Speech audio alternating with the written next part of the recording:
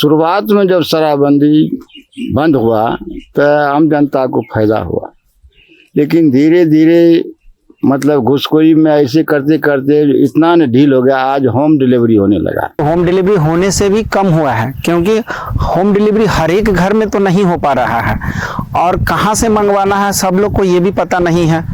Police का कमाई बढ़ गया है, पब्लिक मर रहा है।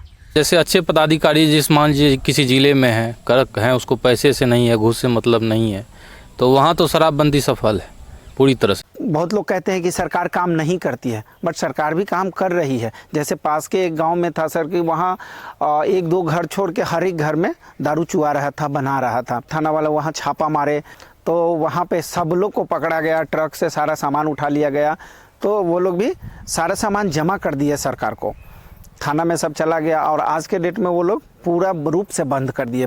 हमार आदमी बर्बाद, हमार बेटा ठार बेल छै उ बर्बाद, ठीक है, पुतौ के मारे छै। काल्हि हमर बच्चा जे जन्मले या पोता या पोती ओकरा के राखता।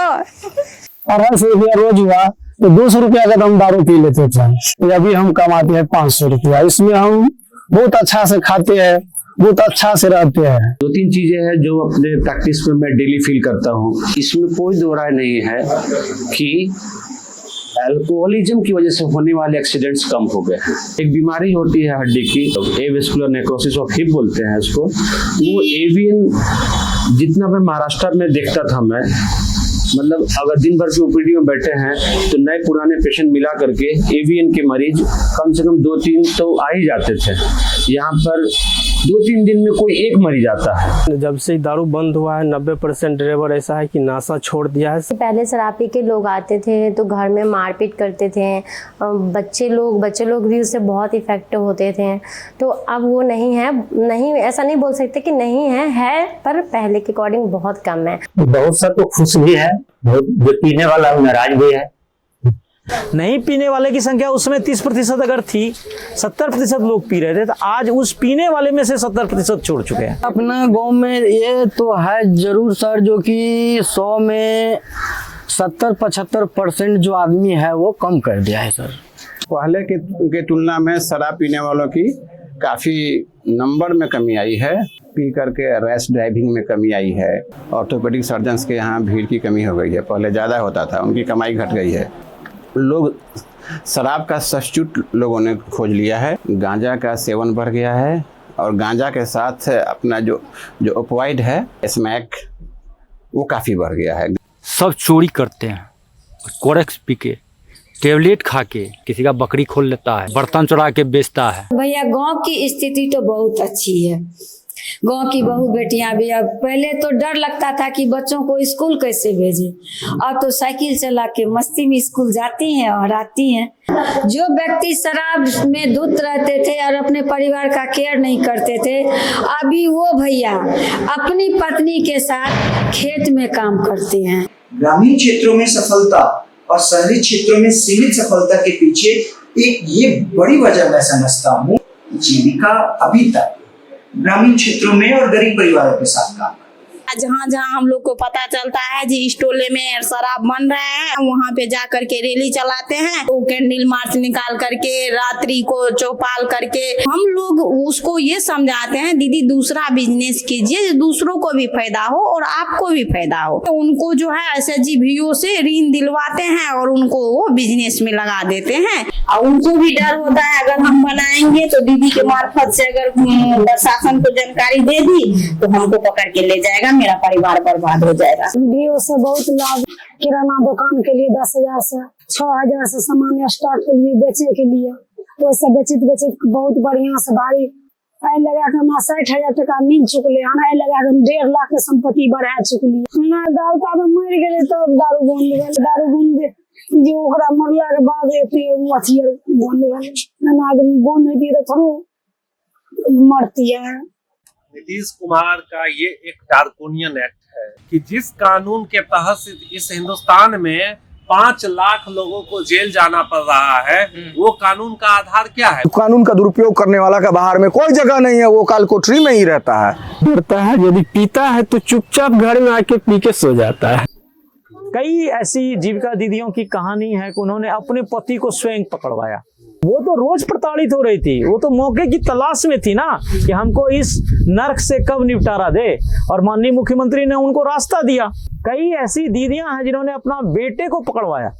कई ऐसी दीदियां हैं जो शौचालय करने जा रही थी और कहीं गांव के किनारे में लोग बैठ करके पी रहे थे, और वहीं पर से किनारे से उन्होंने झाड़ी से फोन किया और 10 मिनट के अंदर पुलिस आई और उसको वहीं पर रेड करते हुए उठा के ले गई। ज्यादातर केसेस में क्या हुआ है कि लोग छूट करके आए और छूट के आने के बाद उनमें एक बदलाव आया, सकारात्मक बदलाव आया। बंदी तो होना चाहिए ना, अगर छोड़ दिया जाएगा तो बच्चा का भविष्य खराब हो जाएगा, फिर आगे जाके पढ़ाई नहीं होगा। लगता अभी ठका खोल दिया जाएगा ना तो साइकिल से बच्चा जाएंगे फिर आ जाएंगे, अभी तो छुप के मिलता है तो बच्चा को थोड़ा डर भी होता है। बहुत से गाँव में औरतें तो झाड़ू लेकर मारने के लिए सुलाने वालों पर तैयार एकजुट होकर। अगर यह कानून बना दें कि मुखिया हो, सरपंच हो, पंचायत समिति हो, वार्ड मेंबर हो, पंच हो, कि दारू जिसके बाद में दारू पकड़ाएगा उस पर FIR होगा, तो दारू कल से बिकना बंद हो जाएगा। इस कारण क्या हुआ है कि बिहार में लोकल शराब, जिसको महुआ से हम लोग कहते हैं कि बनाने वाला शराब, वो बनता है और उसके फर्मेंटेशन में ये कॉम्बिनेशन में अगर थोड़ी भी गड़बड़ी होती है तो वो जहर हो जाता है। इसके कारण आए दिन आप बिहार के खबरों को पढ़िए तो एक एक दिन में यहाँ पे एक दिन में रिकॉर्ड 108 लोग मरे थे जहरीली शराब के कारण। शराबबंदी का कितना परिणाम हुआ है ये समझने के लिए हमने कुछ आंकड़ों का भी अभ्यास किया। शराबबंदी के पहले के 3 साल का औसत देखा गया और जब तक के रिकॉर्ड्स वेबसाइट पर उपलब्ध है उसमें से अंतिम 3 सालों का औसत देखा गया तो पति या ससुराल द्वारा होने वाली क्रूरता के केसेस 4,332 से घटकर 2,134 हो गए। दहेज की मांग की वजह से होने वाली मौतें 1,236 से घटकर 1,055 हो गई। रेप की कोशिश के मामले 443 से घटकर 81 हो गए और रेप के मामले 1,098 से घटकर 774 हो गए।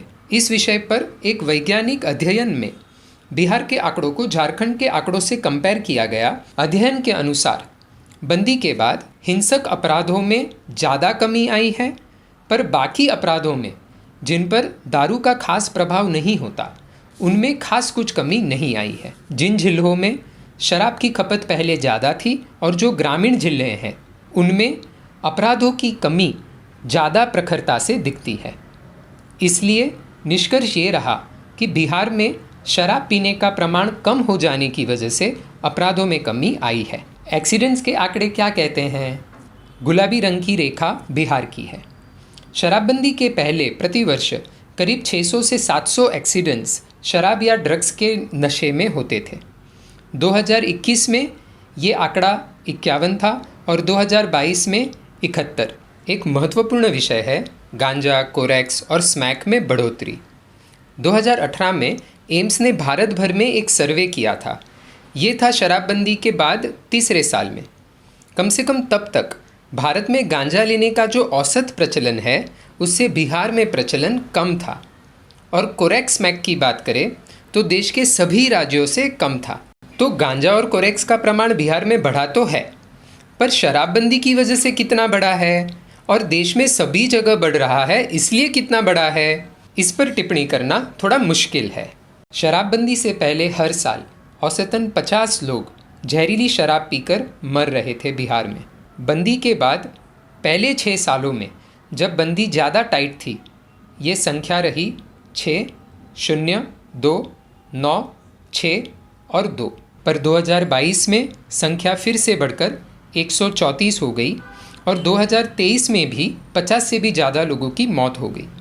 बिहार सरकार ने इसकी ओर ध्यान देना ज़रूरी है, पर हमें इसकी ओर भी ध्यान देना ज़रूरी है कि 2022 में देश भर में जहरीली शराब से होने वाली मौतों की संख्या थी 617 और हमारे देश में वैध शराब से होने वाली मौतों की संख्या है 2.5 लाख से भी ज़्यादा। सिर्फ वैध शराब एक स्लो पॉइजन होने की वजह से ये मौतें अचानक नहीं होती और आँखों में नहीं आती। तो जहरीली शराब से होने वाली मौतों को रोकना तो ज़रूरी है ही, पर क्या वैध शराब से होने वाली मौतों को रोकना ज़रूरी नहीं है? सरकारी अधिकारी शराब बेचने वाले कितने लोगों को पकड़ रहे हैं इसके आंकड़े भी हमने देखे।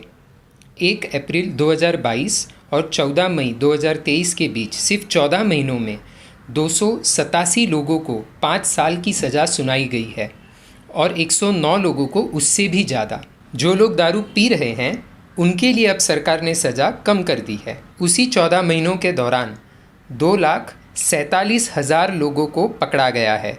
हाँ, कुछ अधिकारी घूसखोरी कर रहे हैं, पर अनेक अच्छे अधिकारी दक्षता से अपना कर्तव्य पालन भी कर रहे हैं।